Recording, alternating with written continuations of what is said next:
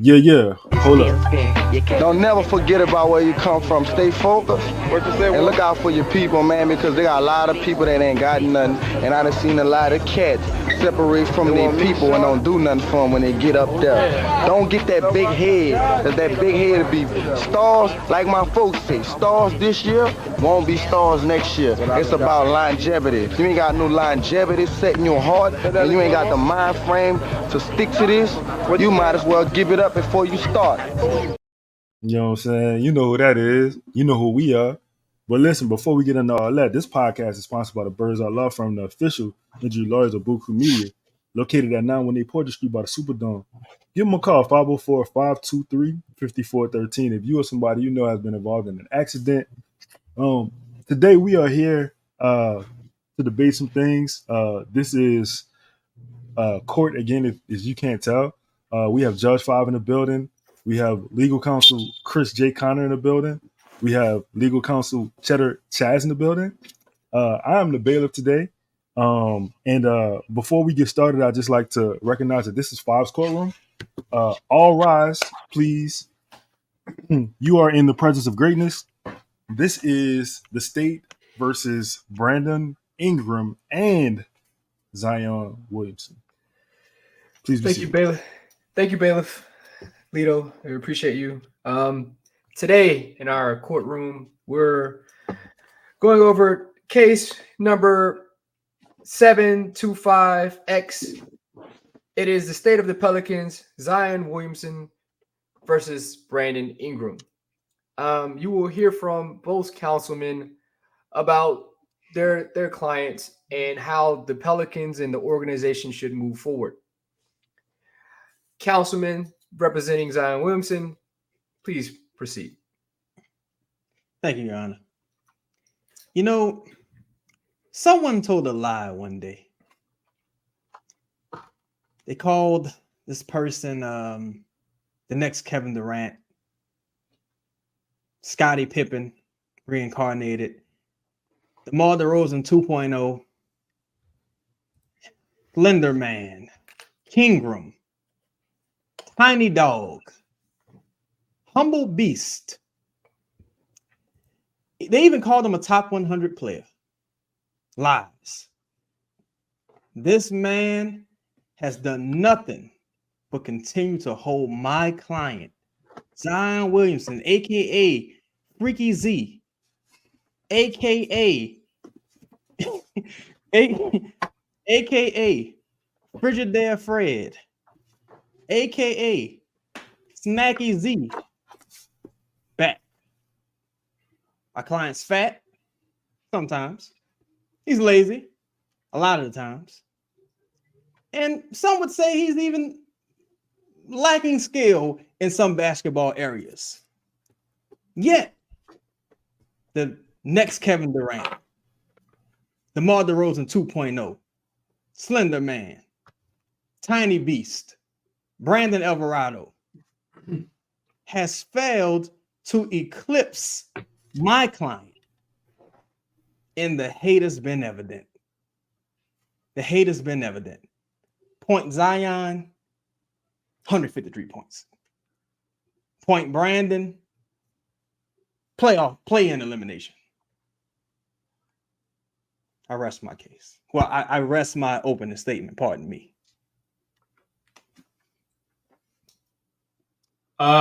Ladies and gentlemen of the jury, Your Honor, bailiff. My opposition, attorney Chedda Chaz, he led his opening statement in the way that I thought he would. Similar to most cases that I take these days, there was a lot of flair, a lot of theatrics, a lot of things to distract you from the truth. During my last case, and some of you may have seen, we discussed that everything was about facts. I deal with facts only. That's how I get paid. Facts. You are going to hear a lot of things about what ifs and what might be's and what could be and what was. versus what presently is. You have one guy that hasn't even been inside of a playoff environment, and you have another guy that's been in multiple. In fact, was a part of leading a team to within a couple games of advancing in a playoff series. My client has done nothing but overachieve since he arrived in the city of New Orleans. He wasn't brought to New Orleans to be in the position that he's been in, but I'd argue he's made the best of what he's been asked to do. My client was brought in to help be a part of something that was built for someone else, my opposition, Mr. Zion Williamson. And in his absence, in his tardiness, my client has been the one to show up and foot the bill, time in and time out. And now maybe these two forces are meeting each other head on. But by the time this case is over, you will know that my client isn't guilty of doing anything but making up for the absence of the aforementioned Zion Williamson, attorney Chedda Chaz's client. I rest my argument. Now, recently, an article was posted where an NBA exec stated from an anonymous NBA exec. We don't know if it's true. We don't know if it's not. But this plagues an argument here in our courtroom. The Pelicans will have a difficult decision to make in this summer, in the upcoming months, on who they should lean towards. It's almost like an elephant in the room, but not in my courtroom, because we don't want big. Never mind.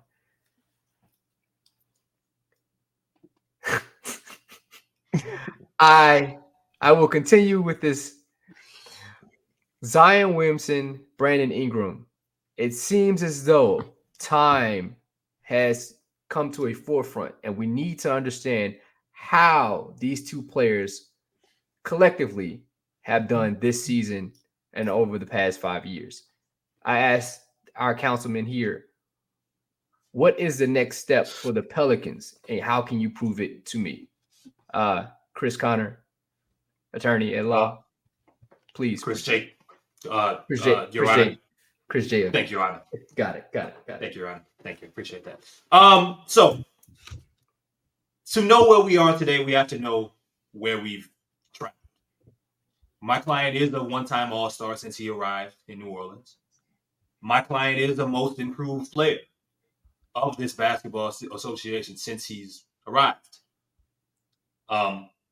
He is the only one between the two players that we are talking about that has any after-season awards that matter, that count. You could argue that he is the most accomplished between the two. Now, if we travel to what is, I will not argue with anyone in the jury. You're not blind.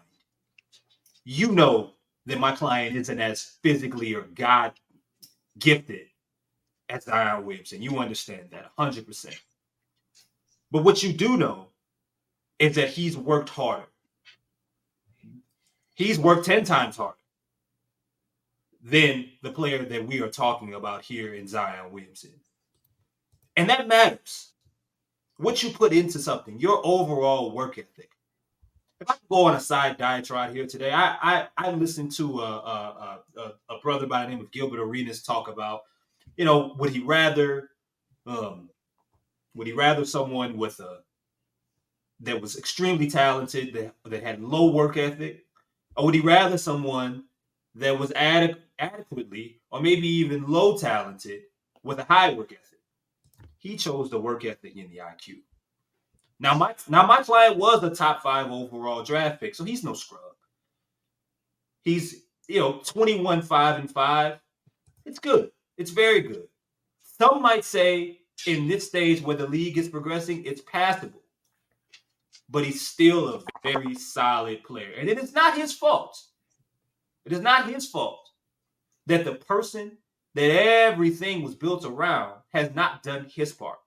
If you are going to blame my client, who statistically He's right around where Zion Williamson is. If Zion, who has played the most games that he's played half a season until All-Star break so far, he's played the most games that he's played in his entire career upcoming. If he is the talent and the star, the superstar, the one that you pass everything to, pass the buck, as Leo would say, to. If he's that guy, then why hasn't he shown it so far? Why didn't he come into camp in shape? Why have we had to We went over this last time, sir.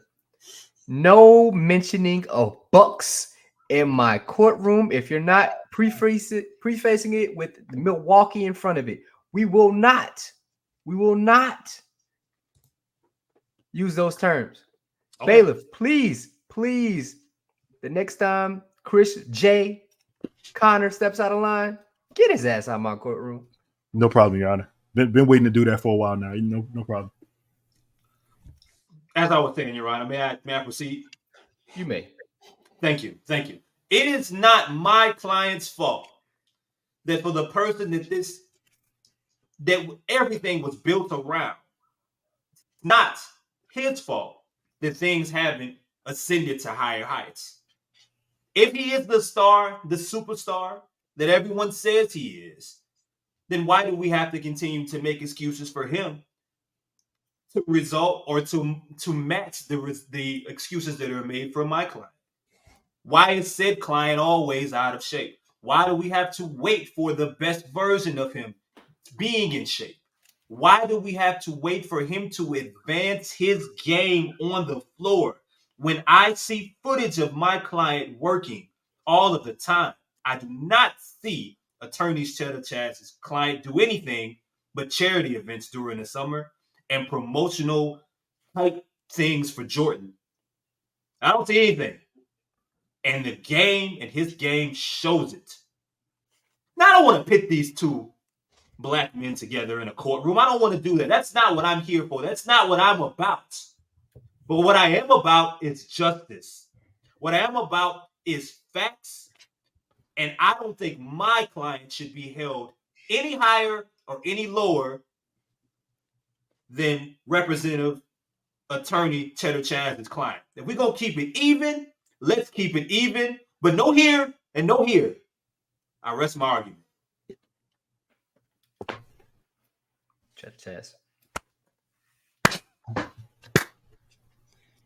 You know, as the great David Ruffin once said, maybe I don't need as much practice as some other folks.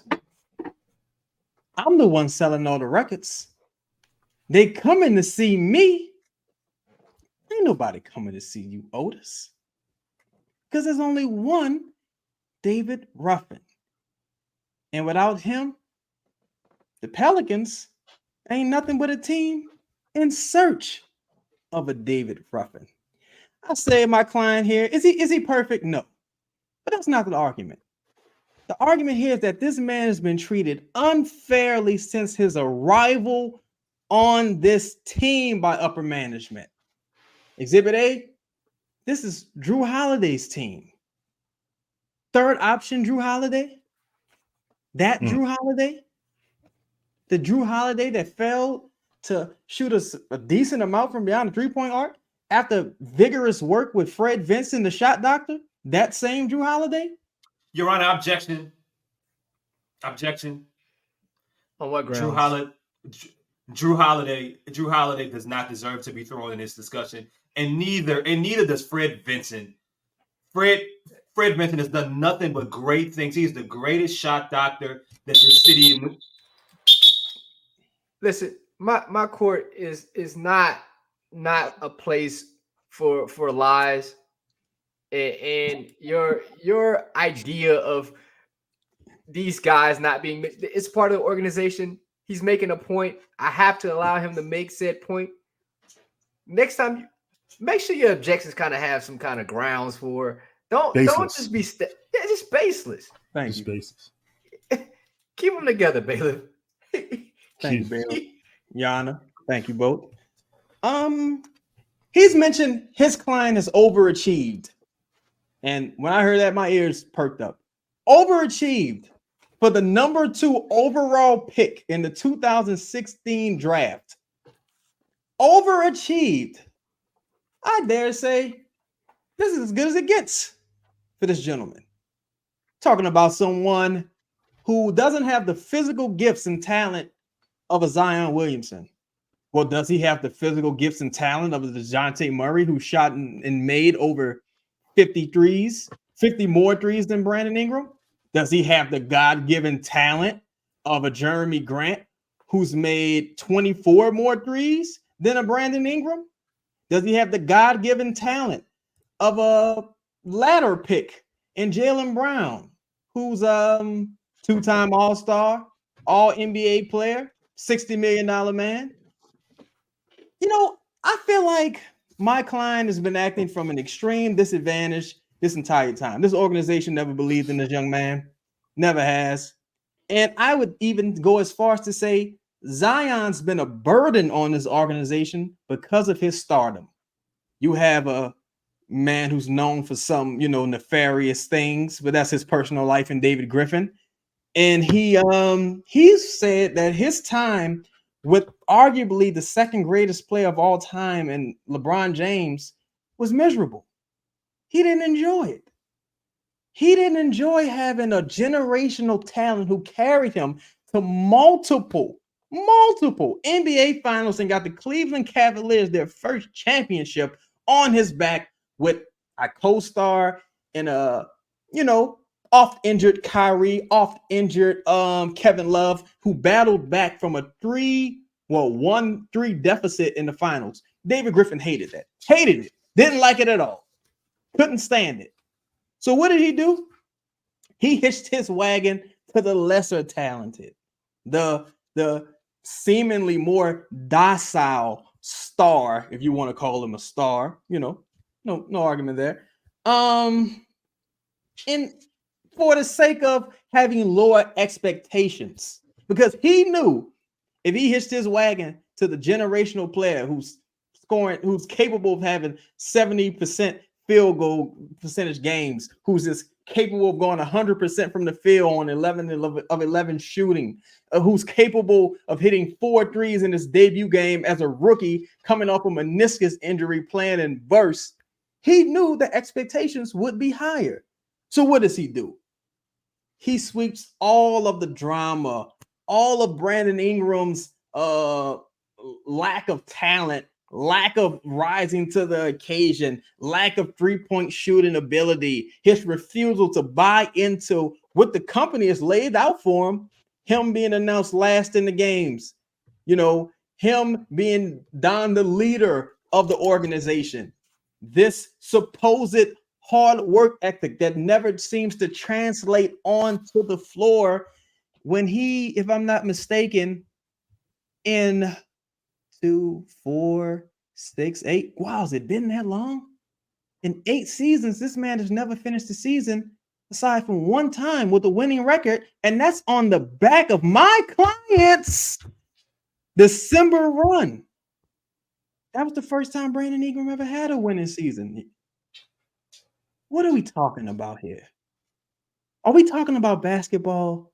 Or are we talking about a kid who made a mistake, who's looking for a second chance, and an organization that refuses to give him one because of Brandon Alvarado, aka Tiny Dog, aka Humble Beast, aka Kingram, aka one-time All-Star Reserve, aka I'm high all the time. He refuses to allow this man a second chance. And I rest my argument there.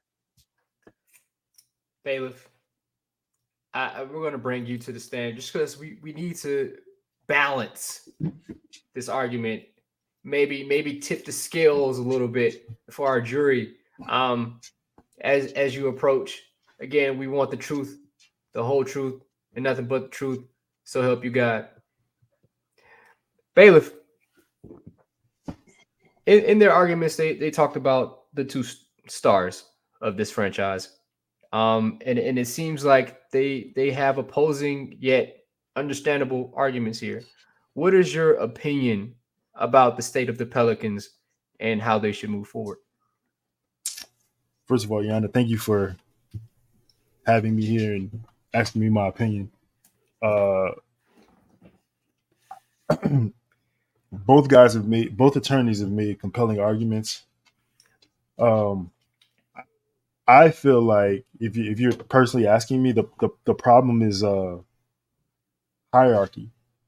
Um, at times, at times, maybe uh, certain entities want one player to be the lead guy, and the other person, it just seems like naturally should go to them because of their abilities.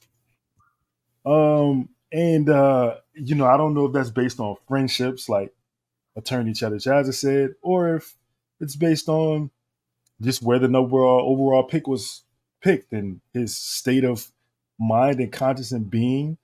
Um, Personally, I think that again, man, both really good arguments. But if I it's kind of hard for me to hear that you have the second, in Chedda Chaz's words, attorney, excuse me, legal counsel, Chedda Chaz, you have the second greatest player of all time, and you're not having fun. I I then question, when you look at greatness, are you aware it's great? Do you then, are you under the, when you're under the guise of greatness, are you realizing what it is that you see in front of you? Or is it just the process wasn't fun to you? Because also at the same time, you're winning championships. What's not fun about that? Uh, am I allowed to interject here, Your Honor? I guess, man. Damn. Go ahead. Thank you. Thank you so much. Dirty Uptown Bailiff, can I ask you a few questions here, sir? Is Your that Honor, allowed? am I on a stand? I don't know. I didn't know if you were.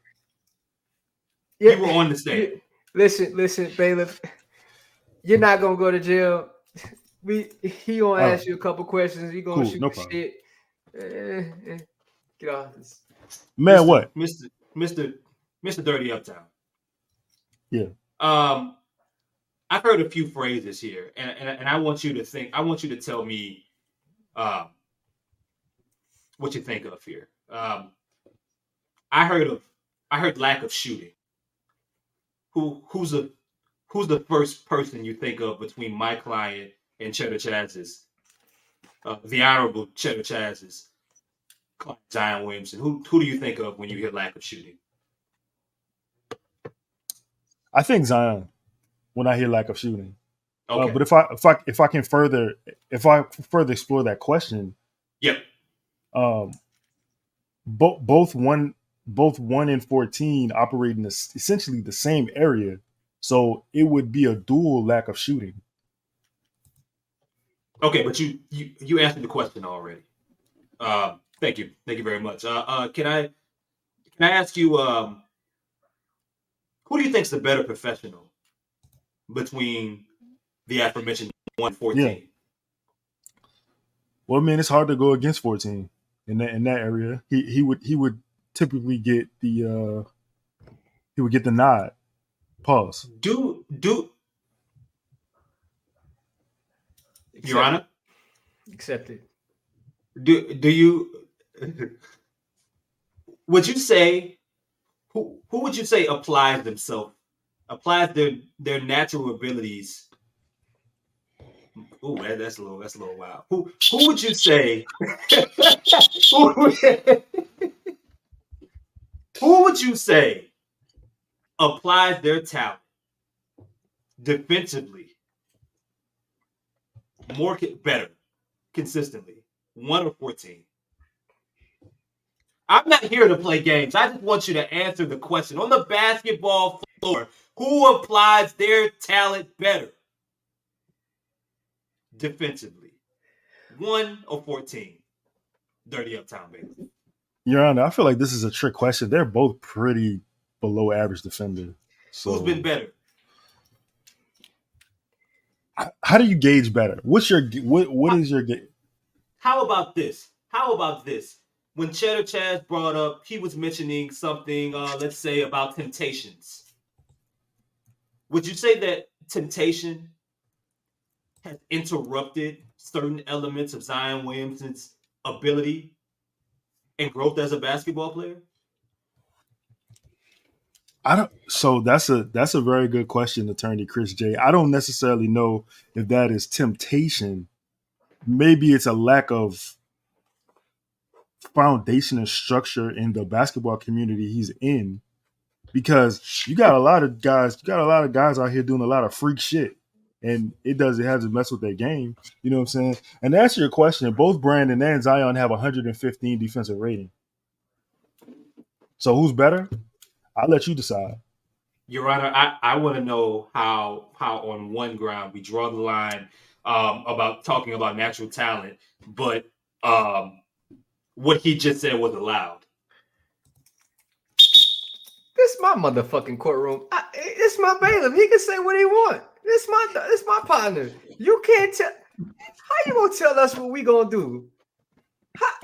You just ask the questions, bro. Yeah. Damn. No further questions. Yeah. Damn, man. This what I got this courtroom. Yeah. Hey. May I redirect? You may redirect at the bailiff. Yes. Yes. Mr. Bailiff. Yes, sir. Attorney Chris J. Connor, Esquire. Terrible attorney. He, I'm not here to cast aspersions, but but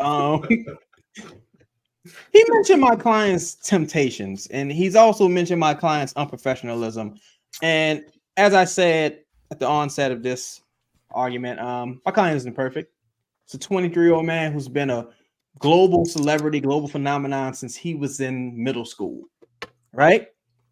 But let's talk about the other side of it.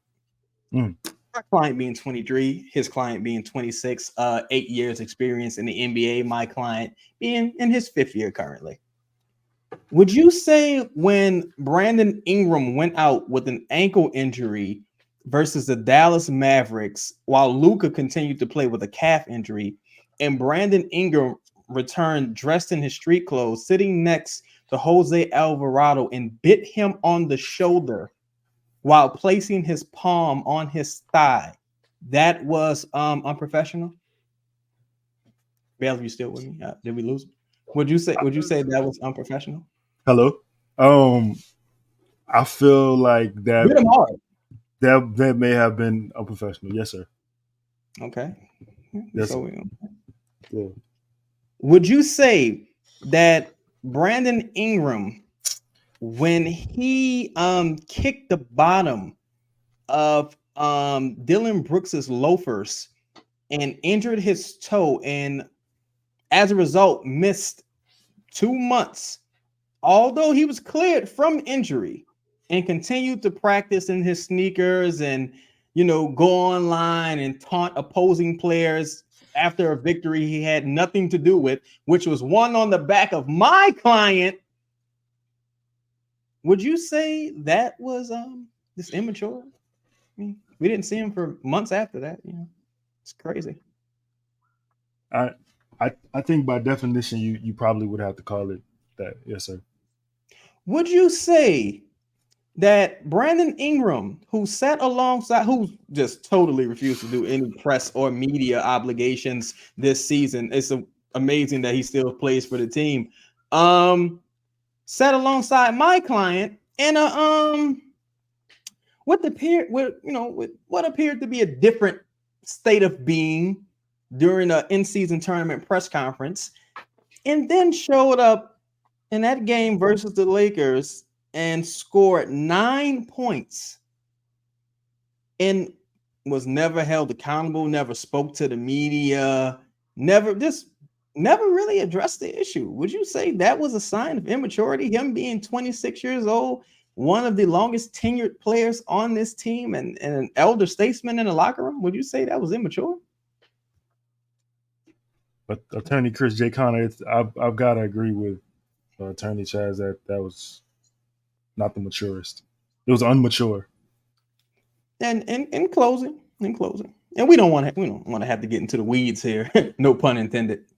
Would you say that, Mr. Connor's Esquire's client, who continues to be just abused by Devin Booker for some unknown reason, would you say that him not rising to that occasion and meeting that challenge on the basketball court, would you say that's a result of being ill-prepared, immature, and unprofessional?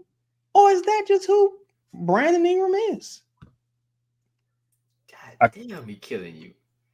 I think it's the latter. I think that Devin Booker is just out of his league as a basketball player, and it's not maybe it's not a level that he can reach. Oh, okay. I have nothing further. Thank you so much, man. Bailiff, you may step down. We appreciate you here at Fives Courthouse. We appreciate it.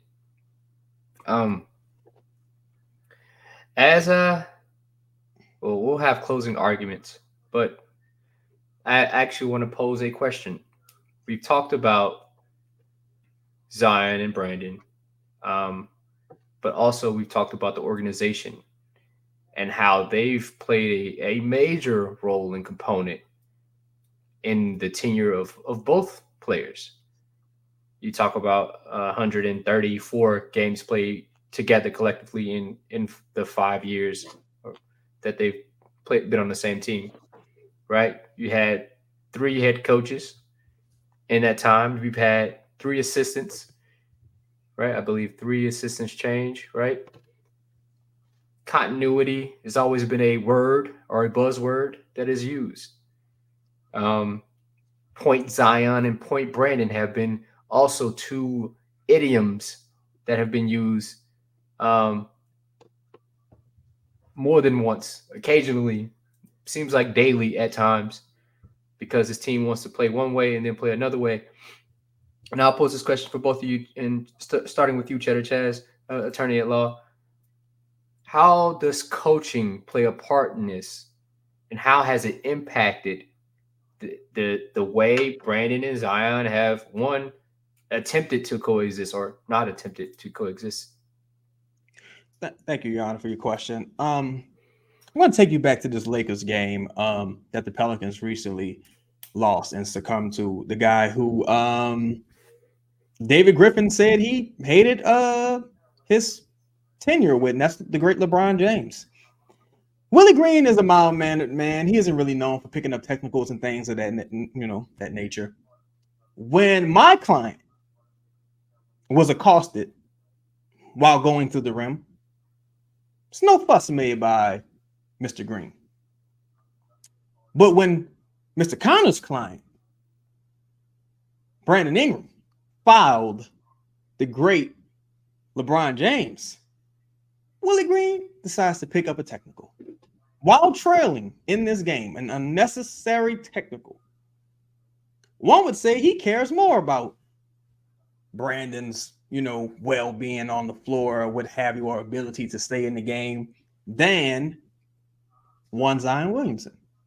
Now, if we're going to go to the numbers, if I may put this in evidence, Brandon Ingram is averaging 33 minutes per game. He's also taking a league-leading 16.5 shot attempts, and that's down from 19 shot attempts. My client, who's averaging 22 points a game, 22 points a game on 58% shooting, which is roughly 10% more than his client, Mr. Connor's client, Brandon Ingram shooting, is only taking 15 attempts a game. In the offseason, you heard mention of James Borrego, who's been an addition to the coaching staff. And Brandon, when he was speaking about his money and his lust for cash, so he can do God knows what with, He mentioned James wanting to put the ball in his hands. Right? Now, that's somewhere we knew Brandon would be comfortable. Ball in his hands. This is about year 3 of. Oh, Thank you, Your Honor. Attorney Chaz, you've been amazing on the show in our court today. We appreciate everything you've said, but your toe was on the line there. Next time, take a step back. I apologize. I should have said pun intended. I strike it from the record. Thank you. I appreciate it. See, that's how you operate. See. Yeah. So he'd be initiating the offense and control of the offense on the floor. When those duties were taken away from him in a preseason game as a result of my client shooting less than 7 field goal attempts, all of a sudden, hell hath no fury. And that's as a result of the coaching staff knowing what to do, knowing the right decision to make, and acquiescing to this man's hatred of my client and his fury in that locker room. Now, middle of the season, the Pelicans, their offense seems to be stalling a bit. Who do they call on? They don't call on Brandon Ingram. They call on the person they hate. The person they're using to sell tickets. The person they're using to get national television games. The person they're using to fill out the stadium. The person they don't even care enough about to announce last in the starting lineup player introductions. They call on my client to reinstall Point Zion. And what happens? Score a team high 153 points against the Utah Jazz. My client, he's fouled during that game, and as a result has to miss one game, just one game. And his client, Mr. Connor's client, Brandon Ingram, he says, I want to go back to the way we used to do things. I want to go back to last season's offense where I was comfortable. And as a result, if I'm not mistaken, Mr. Ingram took 9 shot attempts and speculation.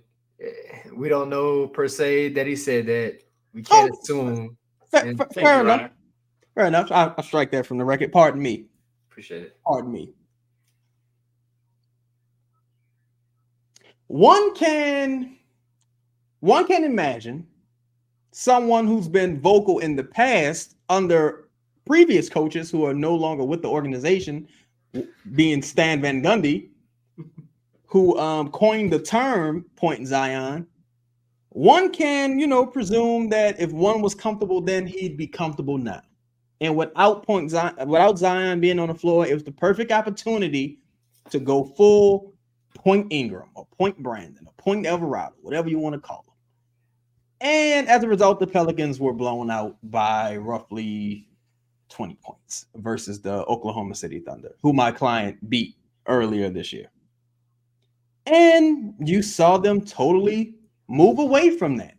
Saw them totally embrace this Point Brandon basketball, even though my client was putting up the numbers. And as a result, what do? They go on to lose to the Milwaukee Bucks. They go on to lose to the Boston Celtics. And it wasn't until they faced a downtrodden, not so great San Antonio Spurs team where you saw some light at the end of the tunnel. It's a bird. It's a plane. No, it's Point Zion. And Point Zion went to San Antonio. And he just seized the victory for the downtrodden New Orleans Pelicans. And we all thought it would be the beginning of something special. We all thought that.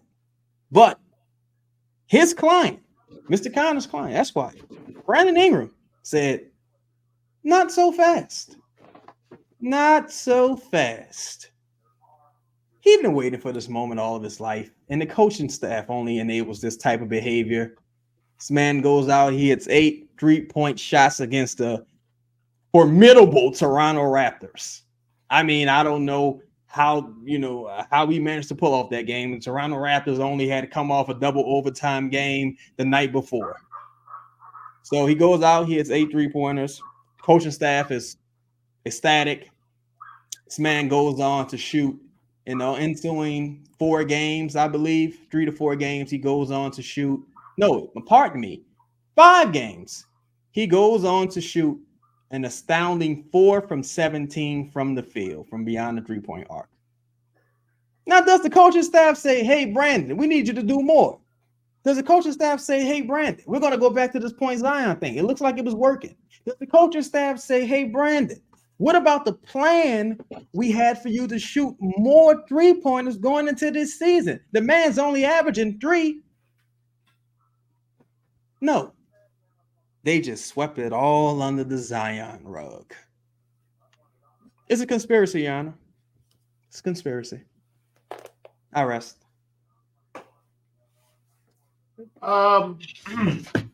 Your Honor, well said, and I think we're getting close to. I would save a part of my diatribe for my closing argument, but to answer your question and in response to Attorney Chedda Chaz, as a famous person once said, there was some famous quotes here. A famous man once said, "You want it one way." Now, if one person is poisoned by a front office or by a coaching staff, if one person is stricken, hobbled, disabled of sorts, then they are not the only one. In fact, the more naturally talented one should be able to persevere past any sort of obstacles given by coaching or general managers. That should be the one, the former overall pick, the first overall pick, the Charles Barkley. Sean Kemp, who in his down years has been called Larry Johnson. That person should be able to find a way through it.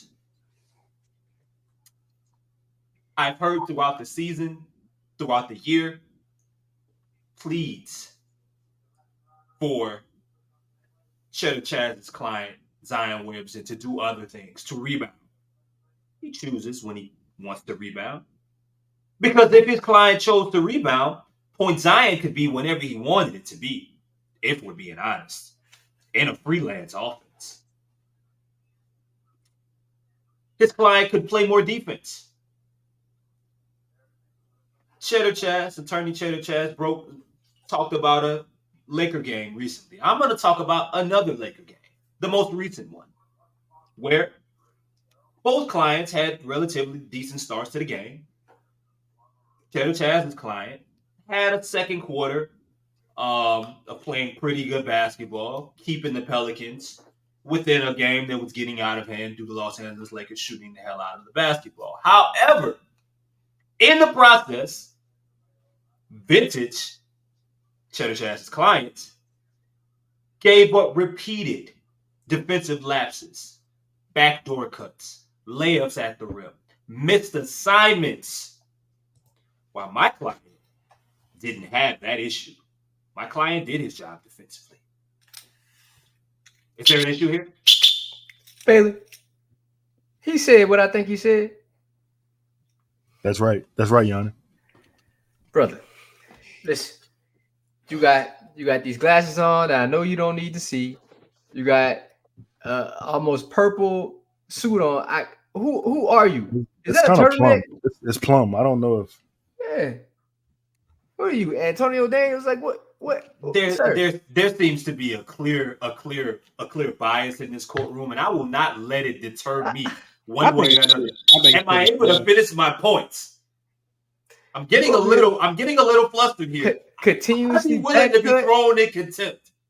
I'd be willing to throw in contempt if I can't finish my point, Your Honor. You almost there. You almost there. It's hey. If you want to go that route, we can. Your dirty uptown bailiff ain't gonna be able to save you. He can't move. He only got one knee. Hey, Man, just finish the argument, man. So we Thank already you. know how this is about to end. Now, before I was interrupted by the Most High, Your Honor. I was explaining Chedda Chaz's client's defensive lapses, which reoccur all the time. No, defensive ratings may be very similar, but we know what we watch out there on the floor. We know what we see defensively, and we know that my client's defensive efforts have been consistent this year, have been much better. For all of the talks about coaching failures and front office failures, effort starts with that individual. Chedda Chaz spoke about shooting, spoke about the refusal of playing a certain way, while his client only knows how to play one way. Point Zion, post Zion, center Zion, it all ends up on the left side of the basket with the left hand. It's the same. It's the most predictable move in all of sports. We know what's happening every single time. We don't have to guess. Look, if there's an injustice in one area, it's an injustice in all. It's an injustice everywhere. The great Dr. Martin Luther King said something of those words. Now look, speaking of such, I have a dream. My dream is one day that we treat, Your Honor, it's Black History Month. Why am I not allowed to do this? I will save it for my closing argument. There's a clear bias. There's a clear bias in this courtroom, and my closing argument will show it clear. I rest my point. Jesus Christ. You're going to try to use Martin Luther King to get votes? Man, that's wild. Listen, we've heard a lot from these two councilmen tonight. Even our bailiff had to pitch in and lend a helping hand to determine what route the Pelicans should take. Now, as our closing arguments will occur, we want to take all information that we've gathered and use it to the best of our ability. Really just me, because I'm making it the fucking decision. And move forward in a way that is conducive to winning. And I want to make that clear. Which way is the way that this team will win? It's not about points. It's not about stats. The only thing that matters is winning, and which is the best route, and what process leads to the best route of winning. Because currently this team is 33-22. Mm-hmm. 33-22. And over the next couple minutes, we will know which route to take.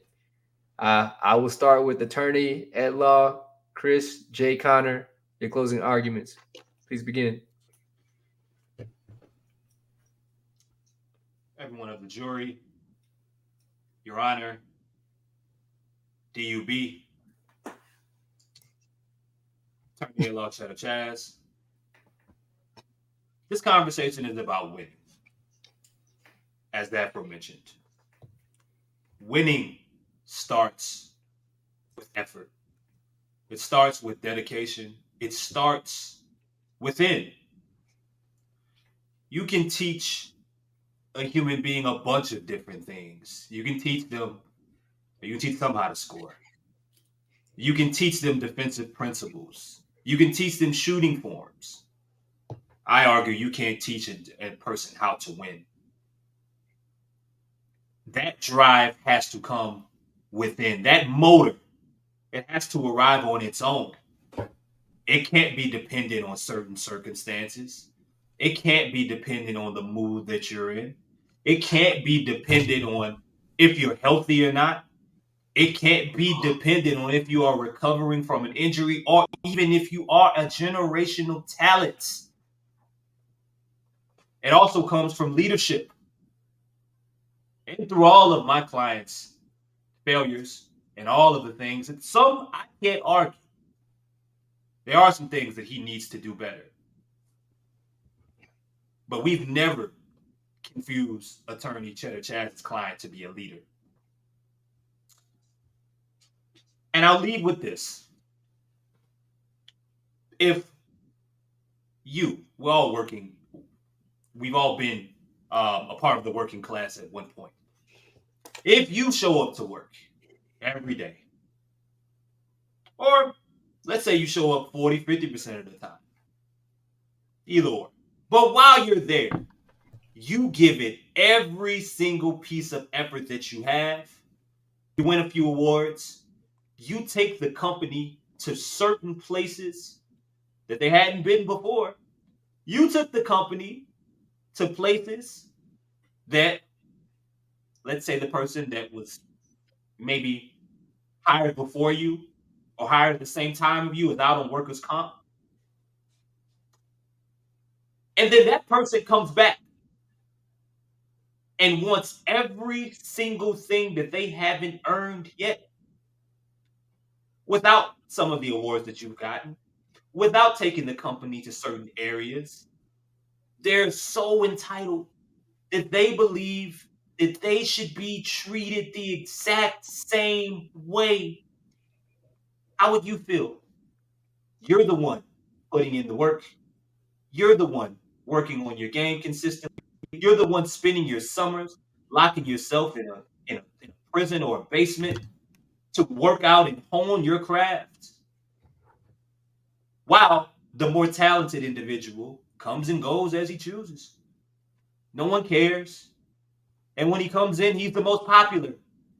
Fans are outside of your workplace. The customers are there. They want to see him.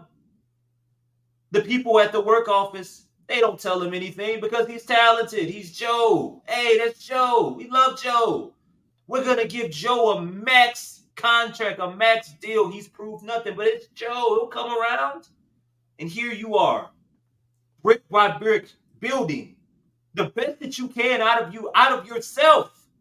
And you have to watch this? No, I'm not saying it's right. But I'm asking as a human courtroom, how would you feel? Would you feel away? Would you feel that maybe it was undeserved? Would you feel as if you were worthy of a little bit more appreciation? People are concerned about your ability not to shoot certain jump shots. And there's an individual that doesn't shoot any. No form of jump shot shall prosper. Is that person's none? How would you feel? Now, maybe you've mastered one particular one more than the other. I can't take that from you. But it's better than not having one. I understand that this conversation has been completely about going left, finishing left. But I want what is right to happen today. In rap music, they would say that's a fucking bar. That was a bar. My argument rests. Are you saying like the leftists are like Zionists? That's crazy. That's crazy. But go ahead. Turn me to the chest. Your Honor, jury, bailiff, opponent, Mr. Chris Conn Esquire. That was poetic. But you know what's better than being poetic? Poetic justice. When we talk about this imaginary Joe, it leads right back to Brandon Ingram, who I dare say is an average Joe. It's 1 million Brandon Ingrams in the league. And I have to ask myself, a team led by Brandon Ingram as the most talented player Like, what? You know what? I'm not going to answer. Let's hear from Brandon Ingram. I'm asking, like, what does that do for you? Now, we've talked about, numbers and things of that nature, and my client, it's not a 3-point threat. No one's going to confuse him with one. I argue that he should take at least 2 a game myself, which oddly enough would be only 1 less than Brandon Ingram. But my client does get to the line, and he's not known for getting the necessary fair whistle. He's actually shooting a career low free throw attempts. But Brandon Ingram is shooting a Pelicans career low free throw attempts. So not only is he not shooting free throw attempts, he's also not getting to the line to make the difference. He's also taking the most field goal attempts, playing the most minutes. And my client is still averaging more points than this man. It's crazy. My client, I guess one could say he has the option to take threes, but his client is being asked to do it. He's been asked for years now. And one could say, oh, well, the team hasn't been built around him. It's been built around Zion. You don't have players to fit Brandon Ingram's scheme. Well, let's look at Brandon Ingram's numbers with talent.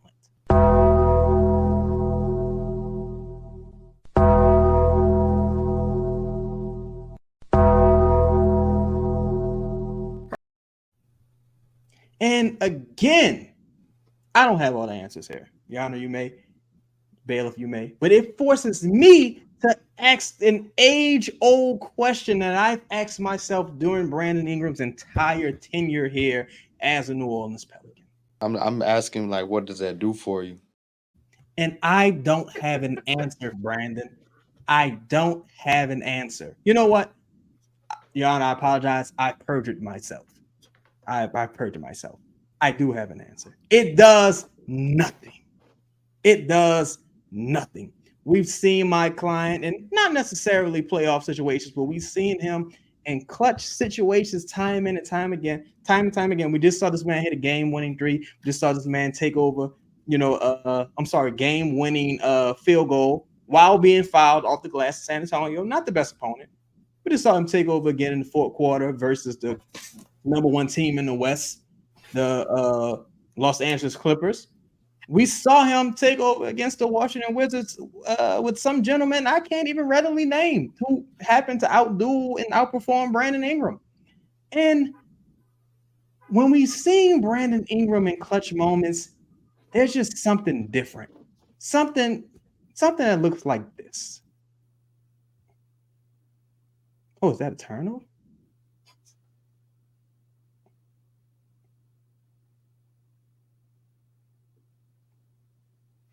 Wow. That's Brandon Ingram in play-in basketball. Again, you either have it or you don't. And the only thing worse than a guy that doesn't have it is a guy who thinks he does. Because he'll look at the guy that has it and says, not only do I think I have it, I don't want you to have it. And I'm asking one last time. I'm asking, like, what does that do for you? I rest my case. Very, very difficult decision to make. Back to Zion, there was an argument to say Zion is out of shape consistently. There's no footage of him working out. The organization was built for him. Players were built around him. Zion was the first overall pick. There's an offensive point Zion for him. For Brandon, has he achieved or underachieved?